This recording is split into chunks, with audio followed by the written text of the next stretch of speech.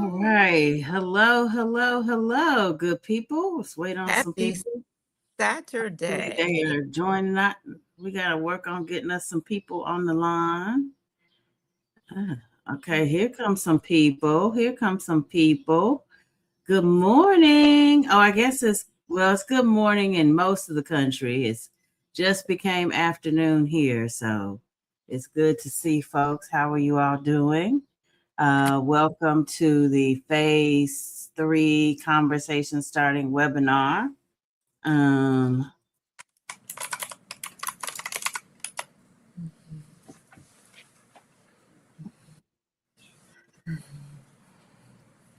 okay, okay, Chantel and myself, we just welcome, welcome, welcome. We are just getting loaded in here. It's so good to see all of you all. I'm glad you all found us. Hopefully, the reminders have helped. We're going to be getting started in just a little bit because we're going to, hey, Leslie, it's good to see you. We're going to get started in just a second, give folks a chance to get themselves loaded in. This is what I call the meat and potatoes part of the training. So once you have this training, you should have everything you need to move forward. And so we're going to actually share your toolkit right here. I'm going to drop the link in just a second so that you get a chance to follow along with Chantel. It is so important. So where we are in this process is where we are in this process. Okay, where we are in this process is we It's Saturday. It's it's Saturday. Saturday. I'm perimenopausal and I'm just trying to make it work. Y'all know how I do. So here we go. The YouTube link says it's blocked. Interesting. Oh, It's hmm. blocked. Oh my goodness. Let's see what that's about. Yeah. Everybody's grabbing the mouse. I know, right? Look, we all trying to figure out what is going on. Not the thing is blocked. Oh no. Well, glad you all made it to the YouTube, but the thing being blocked is not it. The thing that it says in the YouTube is that I sent in the link, it did not work. I see. Okay. Well, let's correct that. That's awful. That is very terrible. Let's see if we can do something about that. Um, mm, mm, mm. Yeah, that's no bueno. Was it the one this morning? I wonder, because I thought I checked the one this morning. The reminder that was sent this morning. Oh no, this is terrible. Oh my goodness. Oh my goodness. Okay, well, we're going to, yes, the one this morning. Well, ain't that a blip? Okay, well, I am going to follow up on that. Chantel, I'm going to let you go ahead and get started because a couple folks did find us. It says blocked by Bitly. Oh, Lord. Here Bitly. we go again. Just messing us up. Okay, thank you for that. I am going to make sure folks have the link. And Chantel, I'm going to let you go ahead and get started. And I'm Okay. going to follow up with this email. Okay. Well, thank you for joining us today.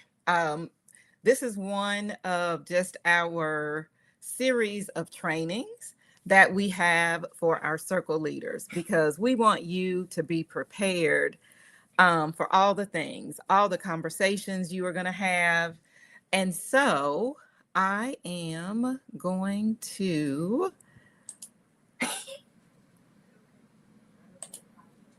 There we go. And here's our training deck for today. Now, if you have not been to the website, and let me see if I can drop that in the chat. I may be trying to do too much today. I'll find that in just a second. It is 1millionblackvoters.org. There we go. Thank you, my good sister. And it's right here on the front of the PowerPoint. So I don't know why I was even stressing. It's 1millionblackvoters.org. There's also a bit.ly that does work. It's our bit.ly 1 million Black Voters sign up page. And if you are looking for resources and the information that we are sharing during any of the trainings, and if you want to go back and watch one of the trainings, you can go to the website. We have a resource center there where you can access all of the resources. And if you have any questions, reach out to us. Because if you are in our app, we have a great space for 1 million Black Voters Rising. We just brought that online. So with that, let's talk about where we are right now, because there are 6 phases to this. Our first phase is where we were working on recruiting our circle leaders, and we are still recruiting circle leaders. We have passed 1,000, but we need more because we're going to get to 1 million. And so we need all of the circle leaders we can bring on board. So although we are past phase 1, you can still, if you know someone you think would be a great circle leader, spread the word, send them the link to sign up. We've got the trainings there, and we're here to help and get everyone on board. Our second phase was after we recruited our circle leaders, we wanted our circle leaders to start identifying their 10. So our second training was around identifying those 10, where to find them, how to start building relationships with them, where you should be looking for all of the folks who are in your circle. And now we're on to the next phase. We're getting ready to have conversations with our circle. And so we're thinking, a solid set of conversations, 4 per year, to listen, and then to make sure that you are registering those members of your circle who are not registered. But there's also going to be members of your circle who are registered but not active. And so we want to move the unregistered to registered, and we want to move those who are skeptical or inactive to active status. And so we're going to talk today about those conversations that you should be having with them. And we want to give you some guidance around how to have those. So what is phase 3? It's about where we start talking a little bit about voting. But we want to make sure that we're deepening those relationships. We want to make sure that it is a space where people can be heard. People sometimes feel like there are not a lot of spaces or people that they can express their skepticism to. Or if they do, that it's dismissed. We don't want to do that in our circles. We want to make sure that people have a place where they can be heard. And they're not, dismissed. We want to make sure that we are moving the registered to the unregistered to register. And then we want to talk about our conversations across the cycle. And, we anchor those in some tips that we have in a toolkit for you. What we do want to stress is this is not a voter registration drive. We're not just saying, hey, just register. We are really talking about what matters to people. We also aren't going to be lecturing people about why voting matters, or we're not shaming or pressuring anyone.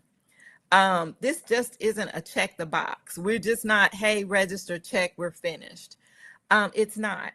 It's individualized, it's personalized, it's community-based, it's relationship-based. it's not, we're not coming right out the box and saying, hey, are you registered? It's more of how do you feel, but not at just how you feel about voting. It's more what's important to you. Because when you know what's important to people, it's easier to help them vote when you know what is important. So here's our roadmap for the 4 conversations.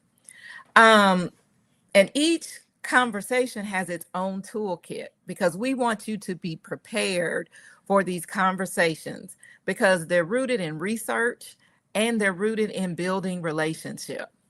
So the first conversation is, what do they care about? What are the issues? Is it a grocery bill, housing? What is personal to them? Where's their pain points? What is it that they wish that they could fix if they had the opportunity? And you know what? A lot of people probably never had anybody just ask them that. We start talking about voting, but we don't start talking about, well, what moves you? What gets you out of bed every day? What is it that would make you get in a car and drive to the ballot box for? And do you see that? What is really important? And then the second conversation is not if you're going to vote, but how do they feel about voting? Because now that we know what they care about, it's a way to link it and start having those deeper conversations. How do you feel? Why do you feel this way? And this is where you're going to start to hear some of that skepticism, some of that doubt. I don't feel like I matter. I don't feel like they're hearing me. I don't see what changes. Those are the conversations we need to be having because that is the way that we start to build the relationship and to build the trust and to get to a course of action for everyone. The third conversation is the ballot, where we're going to have, because there's always an election coming up. And so sometimes we need to walk people through the ballot to see how they're on the ballot. And more so, not how they are on the ballot, how their issues are on the ballot. It is connecting, well, if you care about the streets in your neighborhood and they haven't been fixed in a while, you do know that, the county commission or your city council, whoever it is in their governance structure, is on the ballot this time. And these are the people who are responsible for that. And people may not really connect who can help them with their issues. And so that may be a place where you can have those simple conversations, not actually advocating for a candidate, but making sure that they understand how those offices on the ballot are linked to the issues that they care about. And then last conversation is the plan. Everybody in our circle should have a voting plan. And those plans should also address barriers, which means you got to have those conversations. Somebody in your circle may not have the appropriate ID. Someone in your circle may not have transportation. Someone in your circle may have a disability. Someone in your circle may have 2 or maybe working multiple jobs and don't understand how their option to work and get to voting and what are all of the things that they could do. Those are the things that your plan can help them with. And having these conversations helps you identify and address barriers with people because it may be that nobody has ever asked them, you know, how to or and given them the resources to, or they don't have the time, because let's not assume everyone has time. People are juggling multiple things, and so that plan will help you address whatever those barriers out are. So our first conversation, And so these are our conversation frameworks. And so this is your toolkit for helping you have the conversation, because our first conversation is about what do you care about? So it is finding out what everybody cares about. And so a suggested opening question is, what's going on in your life right now that the government or somebody in power could actually fix?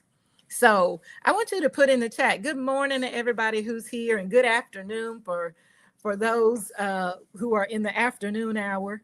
Put in the chat, what's something you care about, or what's something right now that is going on that somebody in government could actually fix. I want to see what your answers are in the chat. And so here are the 5 steps as we go through these conversations. We want to first set the context. And so in setting that context, we want to make it human before we make it civic. The second thing we want to do is ask and then listen, because we want to ask them what's going on, and then we want to listen. The third thing we want to do is go deeper on what they name. If they say groceries, we want to talk about all of the things that are impacting groceries. If they say schools, ask what is it their children are dealing with, or what's going on in their community or the neighborhood. If it's safety, what does a safe neighborhood mean to them? And so you want to make sure that as you are having these conversations with them, that you're going deeper and pushing beyond just well, tell me what your issue is. You want to know why it matters to them. And as a circle leader, you want to take notes, because every conversation builds on the next. You want to know what's important to your circle. And this is going to help you build a relationship and move it along as we progress through building to 1 million voters. And then, before they leave from this first conversation, just have everybody check their voter registration. We ain't got to ask them to register, but they should know if they're registered or not registered, because they might not know. They might think they are, but have been purged, or they might need to update their voter registration status. We've got our tools, vote.org, who is part of our partnership here. And we want to make that really easy, but it's not the focus. It's not the focus. What they care about is the focus of conversation number 1. When we move on to conversation number 2, and yes, thank you, Holly. These are group conversations. We're not just having conversations with our individual circles. These are community conversations and group discussions. And so as you are having these group discussions, we want to move to the next group conversation, which is how they feel about voting. And so as you go around your circle, you can talk about, the last time we were here, you mentioned X. Has anything happened since then? But also as a circle leader, you can keep in mind, they've told you what's important to them. So you might have some notes to say, you know what, since we've last been here, these are some things that have happened. These are some things that have happened. You want to recall with specificity. If Medicaid was your issue, we can talk. Hey, what's been happening? This has been happening with Medicaid. Did you see this story? Have you seen anything? What do you think? You want to link how they feel to what's important to them. And then we're going to link that to voting. You want to connect their issue to what's at stake. So what's happening now So for me, one of my issues is voting rights. And so how you connect it is you talk about, there's been all these Supreme Court cases. There's going to be redistricting. Did you see all of that? How do you feel about it? So not just going into the information point, but giving information and asking them, how do you feel about that? Are you worried? Does it resonate? What do you think we can do next? You then want to name, for some of the issues, the economic pain point precisely. Because one of the things that we take from the HIT strategy research is pain points resonate. A lot of these things are hitting our communities and people are feeling them, but we've got to name them and link them, and we've got to acknowledge them. And so people can understand how all of these things connect. We also have to introduce voting as protection. A lot of our conversations tend to center around voting as a civic duty and as an obligation, but we don't talk about much that it's also protection from having specific things and decisions happening to our community. We've got to think about offense and defense, because we always think about moving the ball down the field, but we also have to think about not allowing the other team to move the ball back the other way, which is what we're seeing right now with voting rights. We got voting rights to a specific place, and now the ball is going back the other way. And so we can't really do any offense because we're right now doing defense. And so we've got to talk to people about understanding that some votes are about protecting and moving forward. At this point, you're going to start to hear some of the skepticism. And when people start to share that with you, you want to listen, and you actually want to ask them, tell me more about why you feel that way. We're not trying to win arguments, but we are trying to be in relationship, and we are listening to how people feel about issues, not just what the issues are, but how they feel about those issues. Our next conversation is the ballot, and that's conversation number 3. And so when you meet with your circle and you're having that question, we're going to start by talking to them about, we've talked about what matters, how you feel, but what's actually on the ballot. And so remember, these conversations with your group are taking place over time. And so, again, we've got our 5 points for the conversation to keep in mind. You want to make it cultural and not clinical. We're not teaching a civics lesson. We want to have people think, how does this impact me? And what we've got for you in our toolkits are some formats that help you kind of lower the stakes, because right now voting feels much like a battle. And so we've got some tools to help you move through those, like spades and sample ballots, fantasy draft in the ballot.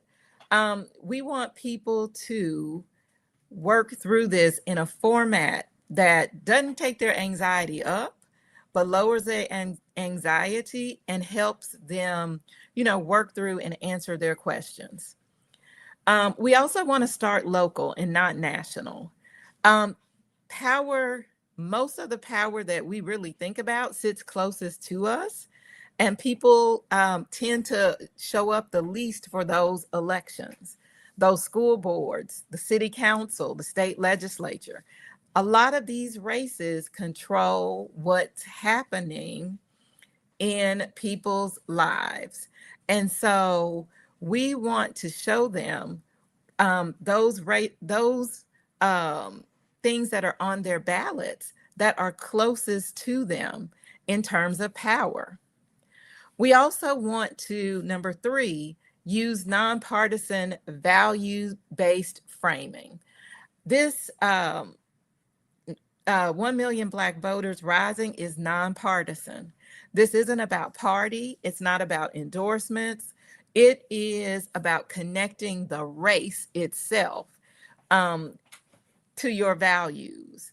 Why do you need to care about the school board race? What are those values? If you say school matters to you, what positions are they taking that most resonate with you? Here's what you can actually control, or here's what's on your ballot. Number 4, we're still going to talk about registration because we're still in that registration stage. If you've got some folks, if your people are bringing folks to your group conversation, you want to check their voter registration. If someone has moved, you want to help them re-register. Vote.org, who is our partner, is available in all 50 states. So no matter where they live, they can use that link to register or check their registration. And we should be encouraging people to check their registration frequently because there's a lot going on right now with registration in different states. And so for our circle leaders, after the gatherings, we want to make sure you're documenting what's happening. So we've got a form for you to complete, and we're going to make it as simple and as painless as possible, because this is the way that we know what we're doing is working. People are showing up for your gatherings. You're having these events. You're having these conversations. And these will also help you track your progress onwards towards November. The last conversation circle leaders should be having with their group is about the voting plan. Because each of your members of your circle should have a plan. And the plan is not if, it is about when, where, and how. We're getting our circle to commit to vote, and we want to make a plan with each one of our persons. And this is going to happen as your group conversation, but it's also your individuals, because each person is going to have a different voting experience. So, do you work? Do you need to go early vote? Do you need to absentee vote? Does your county or jurisdiction have early voting? What are the hours? Do you have the ID that you need? Because one of the main things about this voting plan is number 2, addressing the barriers in real time. We want to make sure that we have had these conversations with our circle members so we can figure out what barriers they are facing. Is it childcare? Is it transportation? Do you have a member of your circle who has a disability? And you need to look up the rules and understand what's available. Do they need to see the ballot ahead of time? And that takes me to number 3, because, y'all, I just participated in an election recently, and a lot of people skipped races up and down the ballot. And I heard from just a few people that I talked to, they were like, well, I didn't know the person on the ballot. I wasn't really sure, so I didn't know who to vote for. And it's not that the person on the ballot wasn't a good choice or a bad choice. It's just we have to recognize that there's a real thing that people will get to the poll and they have not researched ahead of time, and they will just skip races. And sometimes that skipping races cost us power and cost us things in our community that we could have because we didn't know who to vote for. And so one of the things we want to make sure we're doing with our circle is making sure that they are reviewing their ballots, particularly the local ones. And, you can get a copy or at vote.org, you can get a copy of your sample ballot.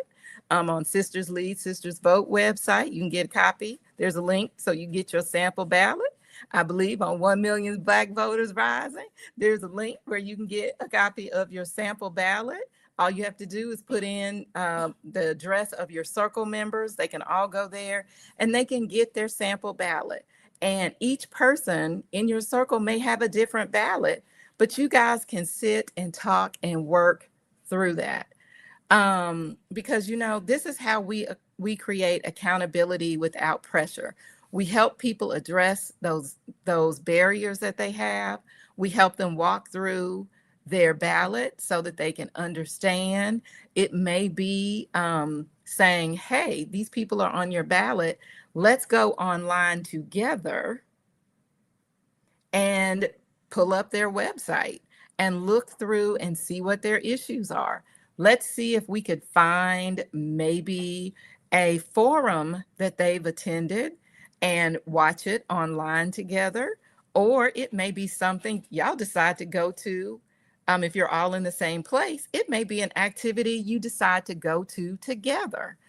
You go and listen to candidates.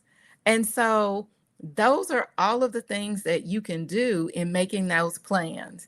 And then, you want to celebrate because you're asking people to give you time to put in trust with you, and you're building trust with them. And so you want to celebrate the small things. You want to thank them for showing up. If they're continuously showing up, you want to thank them.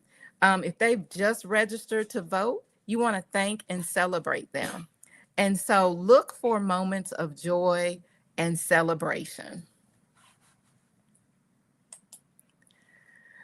So, we have created for you some tools, and I'm just going to walk through this really quickly because you're going to get skeptics. You're going to hear the my vote doesn't matter, nothing changes, or I used to vote, but I stopped. I don't trust any of them, or what's the point? The system is rigged. The main thing I want to say here is this is not an argument. We're listening to how people feel. And the main goal is one, to stay in relationship. And so we have some talking points for if you hear some of these sentiments expressed, and so that you can know how to handle these conversations. We also have a larger conversation guide that we will be sharing with you. And I think Holly has also dropped that link in the chat. We have our tools for registering the circle, how you do it. Our main tool is vote.org. It's available for you in all 50 states. It's free. It's nonpartisan. You can check voter registration. You can register someone using that same link. You can do it in the room. It's very easy. You can do it from your phone, or if they have a laptop or iPad. And vote.org does a really good job of keeping up with deadlines. And so, because every state has different deadlines, our vote.org has aggregated all of this information. And so when you go to register, it will have all of the dates. So if you want to go to vote.org and look up the states and the dates for your circle members, you can send them a reminder of like when those voting. Use the tools on 1millionblackvoters.org. There we go. Thank you, Holly. And so keep registering throughout. if you have new people joining your circle, you want to make sure that you're checking their voter registration. And if they're moving, you want to make sure that they are re-registering. And you want to just have people periodically check that. So we have a question: how do you address local officials that do not want to obtain this information? Well, you know what? The great thing about this is we don't have to be dependent upon local officials, because you can go to 1millionblackvoters.org and you can register to vote there. That goes straight to your state's voter registration. It'll get you where you need to go. So it's all of these tools are on 1 Million Black Voters Rising. Now, as a circle leader, as your circle members are checking their voter registration, we want you to take notes, because we want you to make sure your circle is all checked. So we're asking you to keep a list and document everything. And so here's kind of a broad calendar, because we're working all the way up to 2028, starting in 2026. And so these are the conversations that we want you to start having with your circle. Each of your 4 conversations really build on the last. And so we want you to keep moving and keep your group moving and together.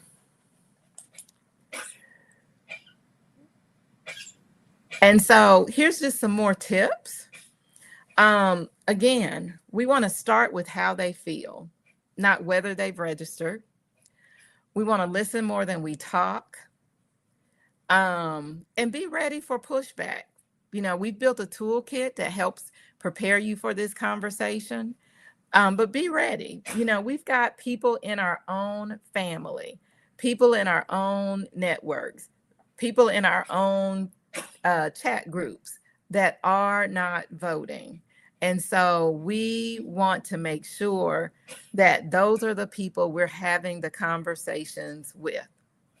Those who are skeptics, we want to have patience with them and presence over time. And we want to have those conversations, but we want to make sure that they feel heard, and that they are being listened to, because a lot of people just really feel like they are not being listened to. We're not arguing with skepticism, we're hearing it. And one of the things that we're not using as part of this is lecture about civic duty. People, the research is showing that telling people, that it's their civic duty, that it's their responsibility, people have died for them, that's actually not moving people.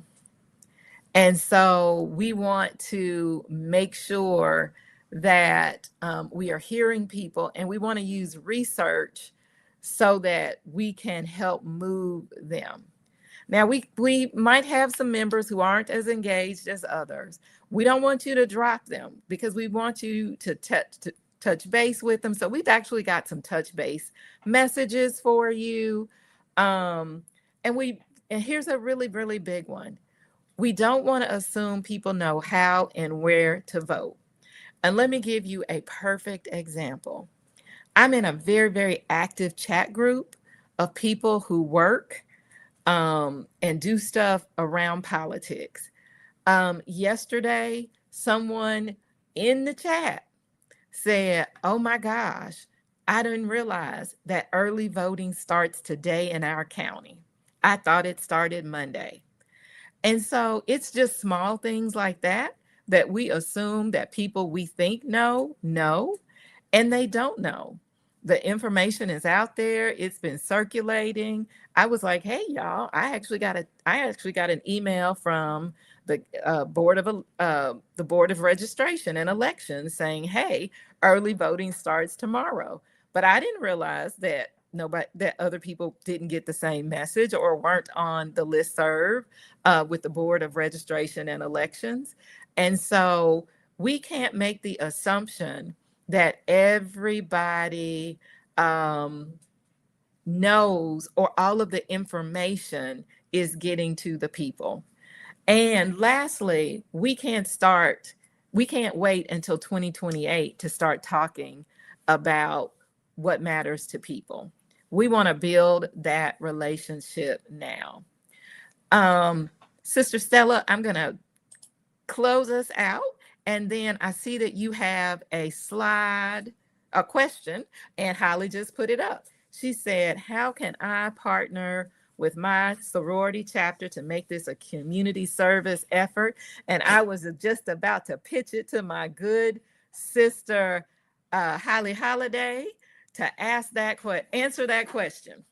Well, I'm so glad you asked that question, Stella Washington Bell, because if your sorority is a member of the National Panhellenic Council, and I do not want to assume, and that is Alpha Kappa Alpha, Delta Sigma Theta, Zeta Phi Beta, or Sigma Gamma Rho, if you are one of those 4 member organizations, then your sorority is an official partner, in fact, a founding partner for 1 million Black Voters Rising. And so you can absolutely, with whole integrity, invite your sorority chapter to make this a community service effort. In fact, you can be the circle leader for your chapter and perhaps gain a few other people, and you all can do this together. So we highly encourage you to do that. All you need to do is, you're already signed up to be a circle lead.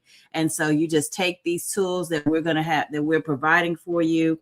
The one for this session, if you use that QR code right there, they are and I am. Okay, well, perfect. Well, then you all can form your own hub, and in fact, maybe bring your circles together. But yeah, this is you are already in. Hopefully, when you signed up to be a circle leader, you checked that you were a member of the sorority that you're a member of, and then we will also be letting the national sorority know which members are doing this. And as we roll forward through convention season and into the fall, you're going to get even more information, not just from us, but also from the sorority, on how you can dig in to be a part of this program. But absolutely, your sorority counts and matters. If your sorority is doing voter activation, guess what? It's a part of this program already. So whether you're using the circle lead method or whether you're using an additional method that's being promoted through your sorority, it is all part of the 1 Million Black Voters Rising program. And we have one more thing. Holly, could you pull up, because I thought we had it up, the Circle Leader Community Conversation Guide? It's right there. If they click that QR code that's above your head, that will take them to the conversation guide. Okay, I wanted to share it on the screen, but that's okay. Let me do that. I'll be compliant. I just wanted to share it really, really quickly. So we appreciate all of you coming out on this Saturday. Are there any other questions? And I was just going to ask, what are some issues that are top of mind for you right now? And Sister Annette. Okay, let me show your question. She said she is concerned about our younger voters and their vulnerability to the onslaught of online misinformation. How do you suggest we effectively address and overcome this issue? Holly, you want to start, or you want me to? Sure, I can jump in here. Listen, that's why these conversations are so fabulous, because one of the things that you can do is actually dig into where you get information from. As you are talking about whatever the subject matter is, have a conversation about who is the best source. Where do we actually get accurate information? Why do we trust this source? Whether it is a news outlet or even your favorite influencers. Because yes, some of these influencers are crazy. Like, please do not go around quoting the Lego video, but others of them are college professors, are deep experts in their field of study, and they have decided to use social media to make content relevant. So definitely that's a good question. Um, let's see what else we got. Oh, here's my mom is saying, and vote while they're in schools in other towns. Yes, absolutely, mom. Thanks. See, that was moderator privilege. All right, here goes one from Nona. Oops, there we go. I think we were trying to share it at the same time. Oh, okay. So Nona asked, how do we discuss strategy without seemingly telling people who to vote for, especially with things like ranked choice voting? Well, one of the things you can help people do is first figure out who's on the ballot. Because a lot of times when we're talking, people need to really look at the sample ballot. And there's this thing that you see on the internet where people say, do your research. But in part of this conversation, you can say, do you know how to do your research? Because we make the assumption that people know how to find information. And one of the things I think, as we are having these conversations, we should throw everything we assume out the window. That's right. And start from a place of how do we get information? Where are you getting your information from?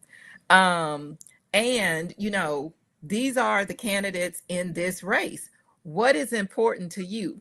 So one of the things that I tell people is I start with what is important to you, and then have them walk through look at the candidates, because they need to look at the candidates, not you.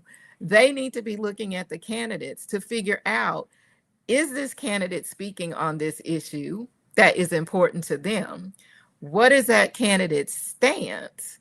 And which candidate gets them closer to the stance? So how I kind of envision this is, I grew up, my mama rode the bus. So we always had a bus map.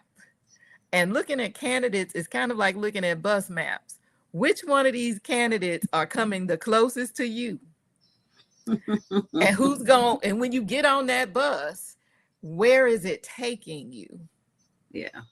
Because we've got to feel free to do this in community. Like, this doesn't have to be sitting at your desk. The whole point of doing these conversations, listen, don't expect to have all the answers. Here, think of it more like this. You're on a discovery with a bunch of people where you all are going to work together to figure out what the answers are. You may not come to the same conclusions, but you're on the journey together. So take time to pull the ballot down. And again, as Chantel mentioned earlier, you all may not all have the same ballot. And then and then go to the candidates' websites. It doesn't have to be rocket science. Go to their website, check out their social media, see what they're saying about themselves. If you're interested in who else is supporting them, look at who's endorsed them if that's important to you. Find out why they have endorsed them. Do your values align? And then choose somebody. We got to get out of like letting people choose stuff for us. We should choose to vote for the candidates that we really believe in. And so it isn't about party. It isn't about telling somebody who to vote for. Sit down and have a conversation. The same way you talk about whether or not so-and-so's outfit at church was fitting her right or not. Maybe it was a little bit too tight. Maybe it was a little bit too short. Maybe it was just ugly. The same way you talk about that, that's how we want you to be talking about what's on the ballot and what's going on with these candidates. And you're doing it in community. And so the thing is that people will learn you know, how I pick and how you pick, you may have, I'm like, oh, well, that's a really good strategy. You should be doing this together. A lot of this we're not doing together. Yeah. So my mom asked a question, how to get college students to vote when they are away at school. This is a great question. And we're actually going to be dropping a bunch of tools on this. But here's the fundamental question that you need to decide.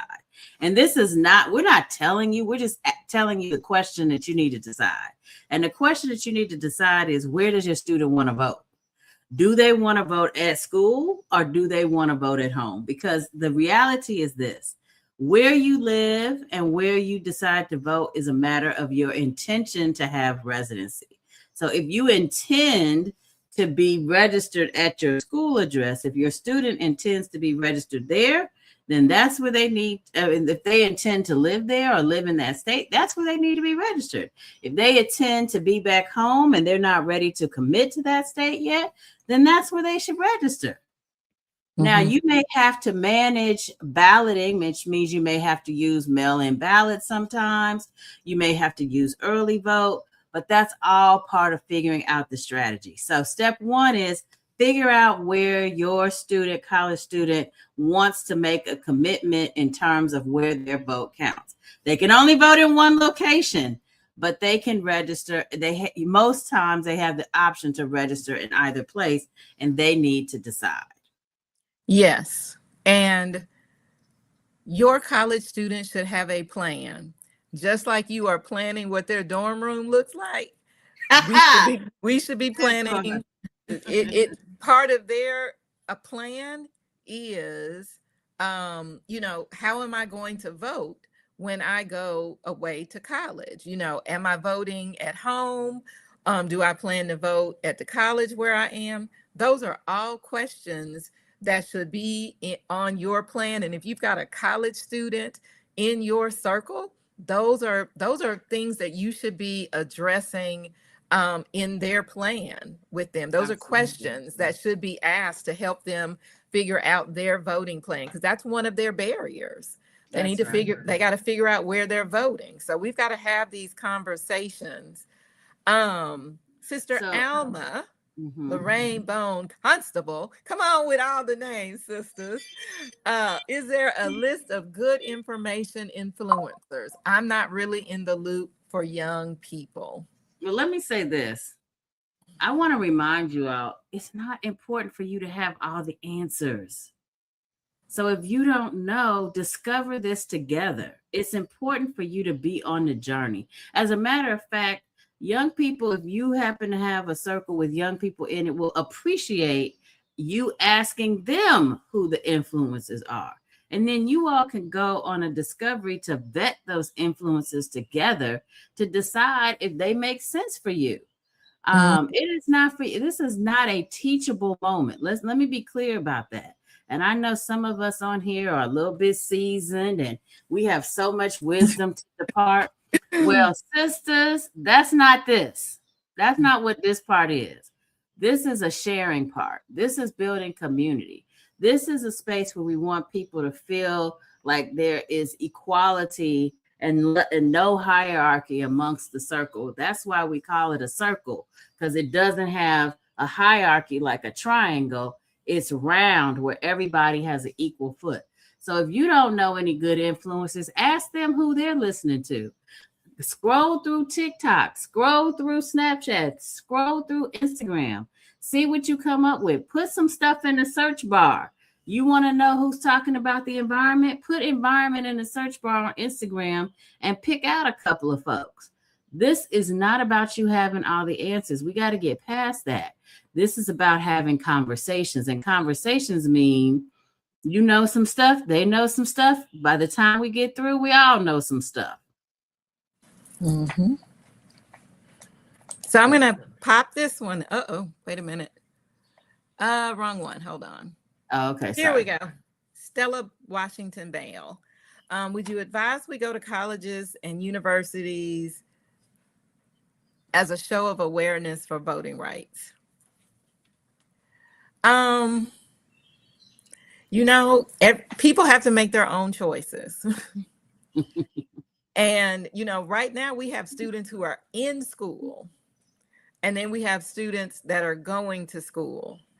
Parents need to think about how you want to evaluate where you want to send your students. And you want to have conversations with your students about what is important. Because if voting rights is one of your issues, you may want to change or look at a different set of schools or a different set of states. Those are all perfectly reasonable decisions and discussions for folks to have. If voting rights, you know, in your circle, if voting rights is an issue, you may want to talk about people going to colleges and universities, or what are some ways that using, you know, with the upcoming election, how can we impact voting rights? And how can we do it at a state level or national level? No, go ahead. No, I also wanted you to think, I want to deal with the part of, should we go to colleges and universities? Do you have relationships on collegiate and university campuses? If the answer is yes, then yes, you should go speak with them. If the answer is no, go where you know people. The whole point of this is that what we've realized as we think about 2024 and previous elections is that we, the people of Black, the Black peoples, we spent so much time trying to reach out to those people we didn't know, that people that we did know was sitting at home when it came time to vote. I am sure everyone who's listening to this training right now can think of at least one person that they found out after the election didn't vote or wasn't registered or didn't participate. Those are the people who we need you to reach. Yes, I know many of you are worried about young people, and if you have a relationship with young people, then you should include them in your circle. Again, it's a circle. If your young people happen to be college students, then perhaps you can, okay, perfect. Then yes, you should be on campus encouraging conversations around voting. Perhaps voting rights is what they want to talk about. Perhaps voting rights comes up in relationship to other issues, because in my opinion, personally, voting rights touches every single thing. So if you bring up groceries, I'm going to figure out a way to talk about voting rights. If you bring up economic empowerment or entrepreneurship or success, I'm going to talk about voting rights. So yes, the answer to the question is, if that's where you are, then that's where you should be. And you should be inviting students on campus to join you in conversations about stuff they care about. This whole training today, you know, I would use that as a conversation starter, and then you can then deal with voting rights. Here's the other thing, is that once you start building community, and I don't want to miss this part, Stella, because you bring up a great point. Once you start building community, and maybe you've had one or two conversations, you may find that your community is now anxious to do stuff. So they may be, because now they realize, because they've been in community with you, that there's not just them. See, part of having these group conversations is that they're not just thinking about voting as their vote alone. They need to start thinking about voting as our vote together. And guess what happens when we start being a part of organizations? And I think, Stella, you mentioned this earlier. We start thinking about what our organization can do, what our group can do, what our community can do. Because when we're part of a group, we're part of a community, we are feeling way more powerful because we are not alone.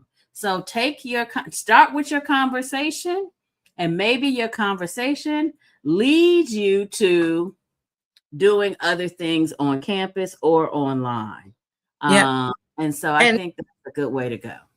And Holly, I think I went the wrong direction on that question earlier, but thank you for redirecting me back. And listen, somebody needed to hear what you had to say. Well, but one of the things I want to say to Sister Stella, because she is on a college, there may be some circle leaders there. We need young circle leaders. So this may be an opportunity to recruit and bring in some circle leaders that are younger or collegiate level, because I'm not going to assume everybody at college is young, but collegiate level circle leaders, so they could have conversations, because young folks know somebody who did not go vote. And they've got friends that they can talk to who would be great members of, yes, just like us, great members of their circle. I did go ahead and add this real quick before we close out, because we're going to be running over in just a second. Did you want to talk about this a little bit? Yes, I was just about to go right there. So one of the things that we put together for you to have in your toolkit is a circle leader community conversation guide. What this is, it's just a group of topics or conversation topics that could come up. And we wanted you to have some talking points. It also gives you some check-ins, some personal text, some guidance. If you see something that happens in the news, you may want to reach out to your circle and say, hey, gang. And so we got you some topics. The topics are organized by purpose. They are grounded in research that comes from the HIT Strategies Black Ops Project 2025-26. And, you know, it gives you kind of a framework to build your conversation around. It gives you some talking points. It gives you some research so that you can help your circle through those conversations. So we've tried to cover a plethora of topics. If there are some other topics you think we need to get you some talking points on, let us know. We are here to help and support. And so this is part of your toolkit for today to take away. And with that, that is it for today, Sister Holly. Well, thank you. I want to thank everyone for coming and participating. Again, if you want to get the conversation guide, which tracks today's training and follows today's tips that Chantel shared with us earlier, go ahead and use that QR code right there to download. And we hope that you have enjoyed it. We will do this training again on Tuesday, June 9th. So if you missed it, or you have more questions, and maybe you joined a little late because we had a snafu with the link, please feel free to join us on Tuesday at 8 p.m. Eastern, because we'll be back and doing this training one more time. Until then, we want to give you your Saturday back.